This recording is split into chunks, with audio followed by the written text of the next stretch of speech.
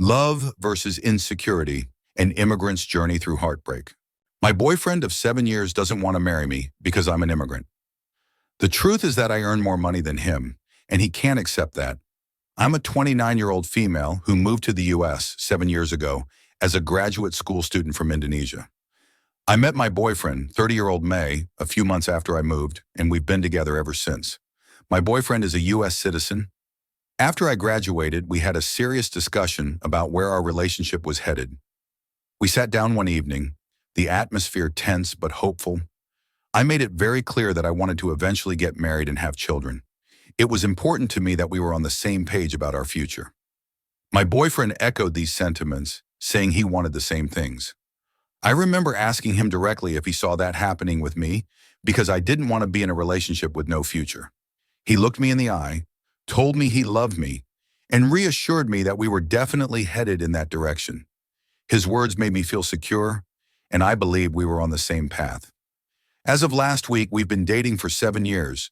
We've occasionally talked about marriage, usually during quiet moments on lazy Sundays, or while sharing a bottle of wine on special evenings. Despite these conversations, we were both busy with our respective careers, so the timing never seemed quite right to take the next step. He was focused on his teaching while I was deeply involved in my role at a tech company. Our jobs consumed a lot of our time and energy. However, recently my company announced that there's a chance my department's work will be outsourced. This news hit me hard. Being on an H-1B visa, temporary worker, this development meant I needed to start looking for a new job ASAP if I wanted to continue staying in the US. The uncertainty of my job situation added a layer of stress to my life. I knew I had to act quickly, as losing my job would jeopardize my ability to stay in the country, a place that had become my second home over the past 7 years. Last week, during our anniversary, I brought this up. We were having dinner at our favorite restaurant, celebrating 7 years together. The ambiance was perfect, with soft lighting and a quiet corner table that allowed us to talk freely. As we enjoyed our meal, I gathered my courage and asked him if he thought it was the right time to think about getting married, as that would also help with sorting out my visa issues. I tried to present it as a practical solution, intertwining our love and future with the reality of my situation. He looked like he was about to vomit. His face went pale, and he avoided eye contact, staring down at his plate. After much prodding, he finally confessed that he wasn't planning on us getting married before I was able to get a green card, permanent residency in the US. His words felt like a punch to the gut. I was incredibly confused and hurt because he had never mentioned this before. The dinner, which was supposed to be a celebration of our love, turned into a tense and painful conversation that left me questioning everything.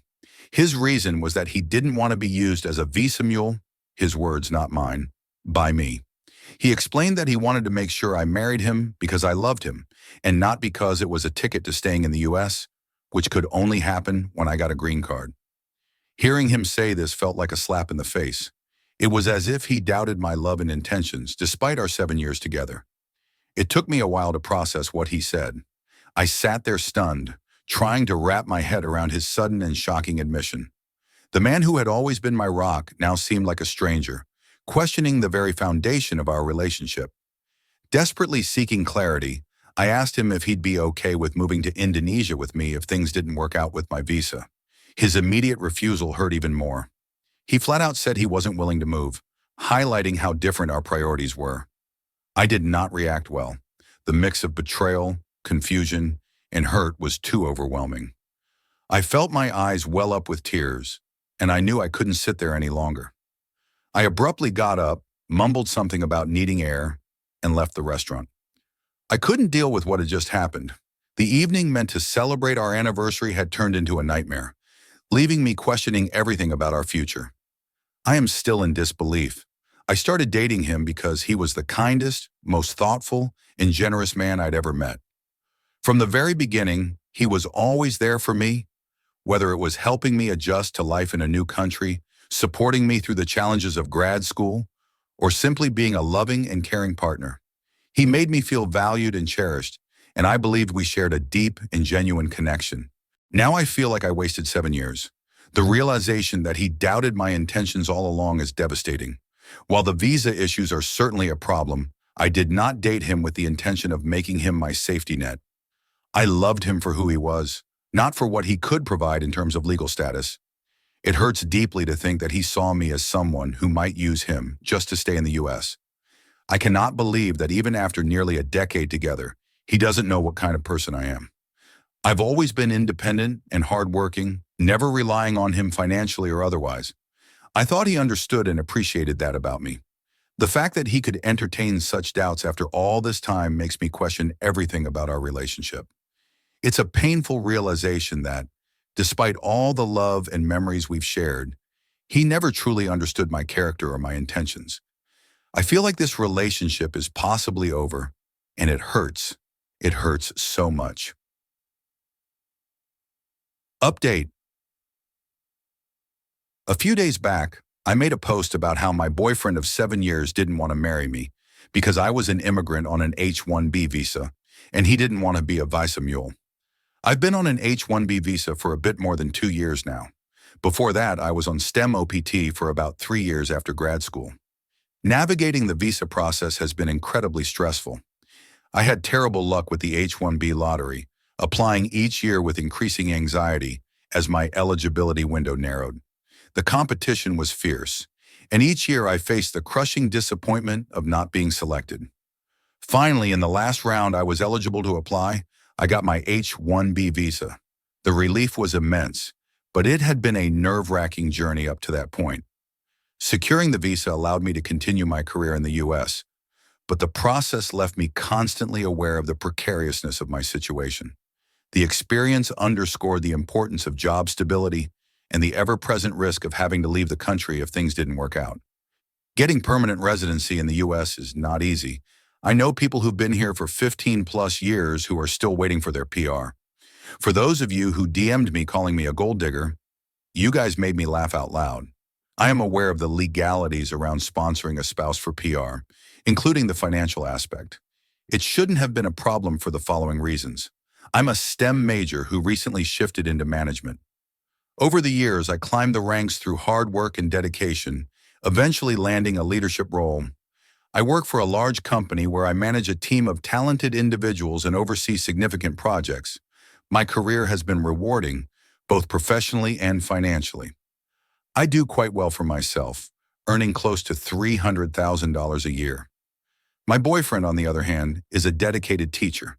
He's passionate about his work and makes a meaningful impact on his students' lives. However, our incomes are not comparable. He earns around $60,000 a year, which is a respectable salary, but significantly less than mine. This disparity has never been an issue for me. I've always respected and admired his dedication to education and the positive influence he has on his students. Our different career paths and earnings have never affected my feelings for him or my commitment to our relationship. We've been living together for 6 years. We have a shared account to pay for expenses like rent and utilities that we both deposit a percentage of our salary into. The rest of our money goes into our own private accounts, and we don't manage each other's money.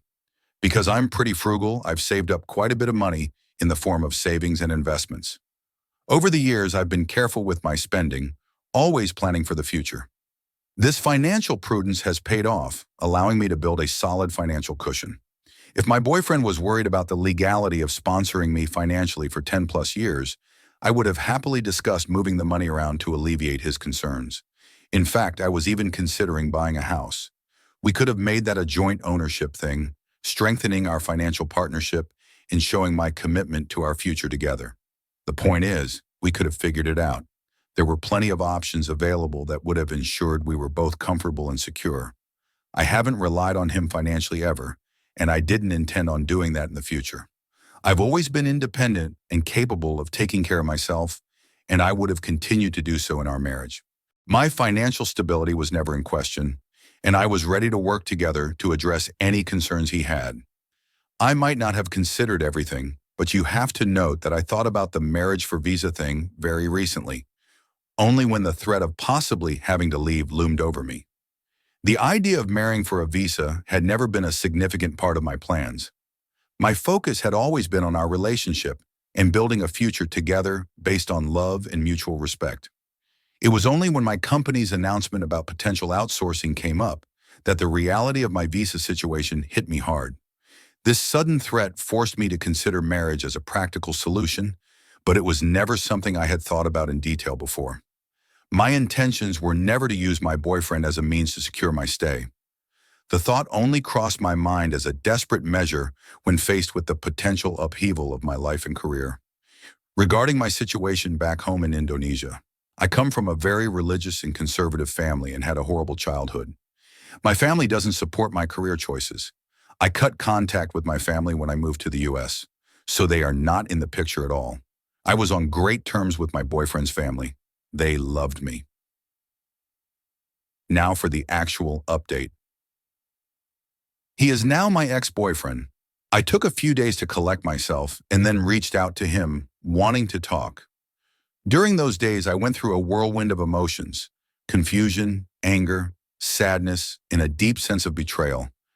I needed time to process everything, to think clearly about what I wanted to say and how I felt. I spent a lot of time reflecting on our relationship, replaying our conversations, and trying to understand his perspective. When I finally felt ready, I sent him a message asking if we could meet to talk. He agreed, and we arranged to meet at a quiet cafe we used to frequent. Sitting across from him, I could see the strain in his eyes, a reflection of my own turmoil. It was a tense and emotionally charged moment, but I knew we needed to have this conversation to find some clarity and closure. It turns out that he has been insecure about earning less than I do for a while. This revelation hit me hard. He confessed that, for quite some time, he had felt inadequate because of the significant difference in our incomes. Apparently, his friends had been poking fun at our relationship, calling me the sugar mommy because I take care of most of the expenses. They made jokes and comments that undermined his confidence and made him feel less of a man. He never told me this until now. All those times I thought we were fine, he was silently battling these insecurities, feeling embarrassed and belittled by his friends' remarks. It hurt to realize that he had been carrying this burden alone, letting it fester and grow into something that could drive a wedge between us. His silence on the matter meant that I was unaware of his struggles and unable to support him through them, leaving me blindsided by this sudden revelation. He apparently didn't feel like an equal because our pay differed so much. The disparity in our incomes had been a constant source of discomfort for him, making him feel less valued and inadequate. Over time, these feelings of inequality grew, and he started believing that I was only with him as a quick way to get permanent residency here. I was speechless.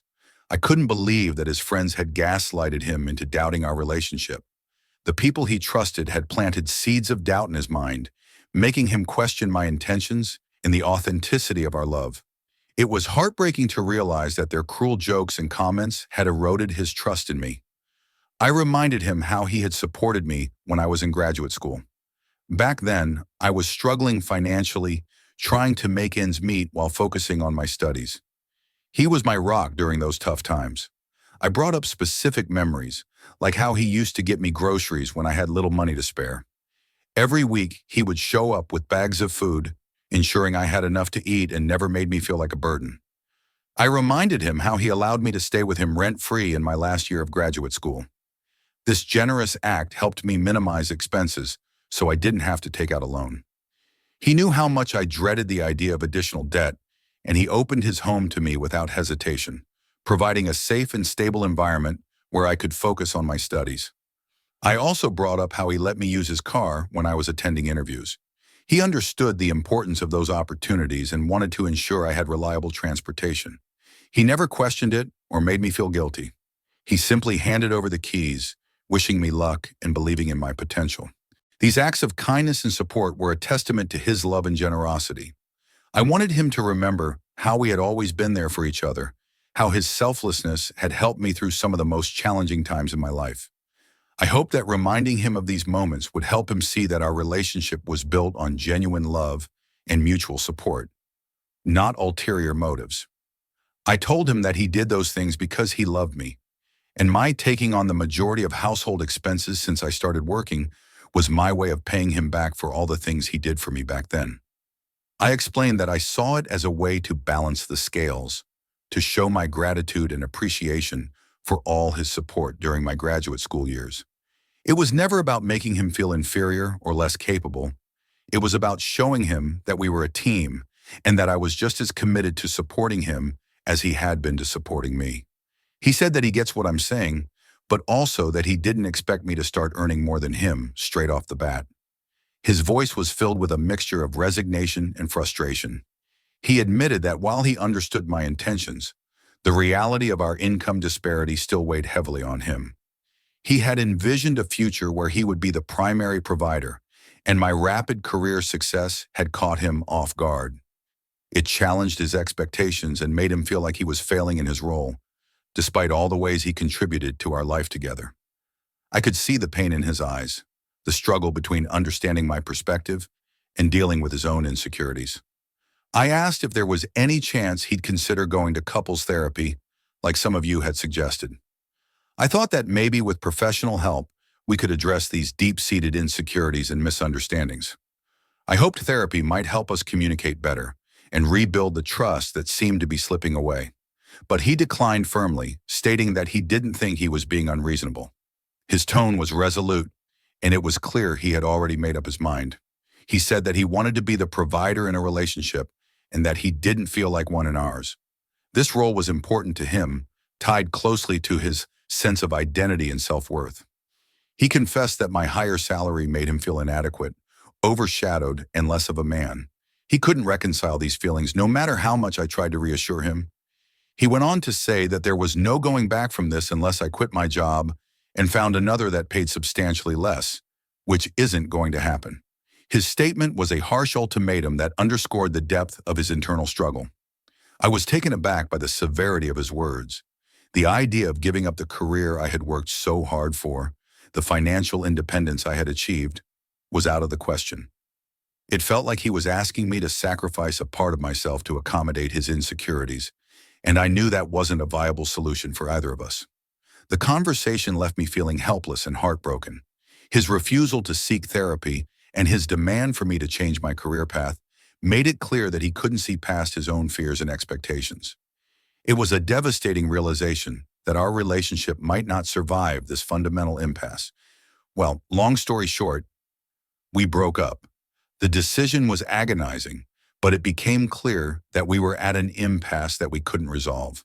The breakup was heartbreaking for both of us, filled with tears, regret, and a deep sense of loss. It felt like the end of a chapter that had started with so much promise and love. His family is in disbelief. They had been very supportive of our relationship and had hoped that he would propose soon. They couldn't understand how things had unraveled so quickly, especially when they had seen us as a strong and loving couple. His parents and siblings, who had welcomed me into their lives and treated me like family, were shocked and saddened by the news. They reached out to me, expressing their disappointment and confusion, which made the situation even more painful. I've moved into an Airbnb for now. It was too hard to stay in the apartment we had shared, surrounded by memories of happier times. The temporary space provided a necessary refuge, a place to start picking up the pieces and figuring out my next steps. It's not easy. My company offered me a similar role in a different department. When the news came, it felt like a beacon of hope amid the chaos of my personal life. However, this role is based out of France, and there's a small decrease in pay. Despite the slight reduction in salary, the opportunity was too exciting to pass up. I've always dreamed about living in Europe, exploring new cultures, and experiencing life from a different perspective. I've accepted this offer. The prospect of starting anew in a vibrant and historic country like France was both thrilling and comforting. It gave me something positive to focus on during this challenging time. I've signed the relocation agreement, and the preparations for my move have begun in earnest. I'll move there in the next 8 to 12 weeks. This time frame gives me just enough time to wrap up my current responsibilities, say my goodbyes, and mentally prepare for this significant life change. While the transition will undoubtedly be bittersweet, it's a chance for a fresh start and new adventures. It feels like a much-needed reset button, an opportunity to rebuild my life on my own terms in a place I've always wanted to explore.